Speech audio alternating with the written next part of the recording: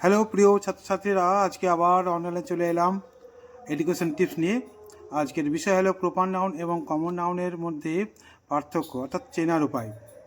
আমরা মোটামুটি চারভাবে common noun এবং প্রপার নাউনের মধ্যে পার্থক্যটা খুঁজতে পারি। প্রথমত, সাধারণত কমন নাউন স্মল লেটার দিয়ে শুরু হয়, আর প্রপার নাউন সবসময় ক্যাপিটাল লেটার দিয়ে শুরু হবে। তারপরে 2 নম্বর আমরা বলতে পারি, অর্থাৎ দ্বিতীয় সাবজেক্ট। প্রপার নাউন সাধারণত সাবজেক্ট রূপেই ব্যবহৃত হতে পারে এবং অবজেক্ট রূপেও থাকে। 3 নম্বর, কমন নাউনের পূর্বে সাধারণত আর্টিকেল বসেই, তবে ম্যানের ক্ষেত্রে দা বসে না। প্রপার নাউনের ক্ষেত্রে এরকম কোনো আর্টিকেল দরকার হয় না। চতুর্থত,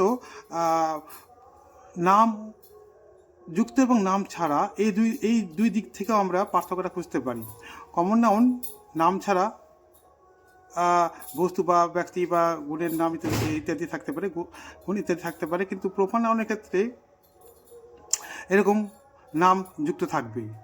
যেমন মোবাইল একটা শব্দ, কমন নাউন, কিন্তু মোবাইলের যদি আমরা একটা নাম দিই, যেমন রিয়ালমি P4, তাহলে সেটা প্রপার নাউন হয়ে গেল। কমন নাউন বুক, সেটা যদি একটা নাম দিই হিস্টোরি, তাহলে হিস্টোরি প্রপার নাউন। বয়, সেক্ষেত্রে নাম দিলে, অর্থাৎ রোহিত নাম দিলাম, সেখানে রোহিত প্রপার নাউন।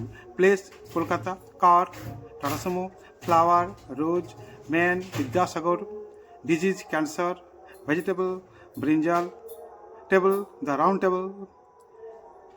এবার তোমরাই বলো, কাপ থেকে প্রপার নাউন কী হবে। আশা করি বোঝাতে পেরেছি।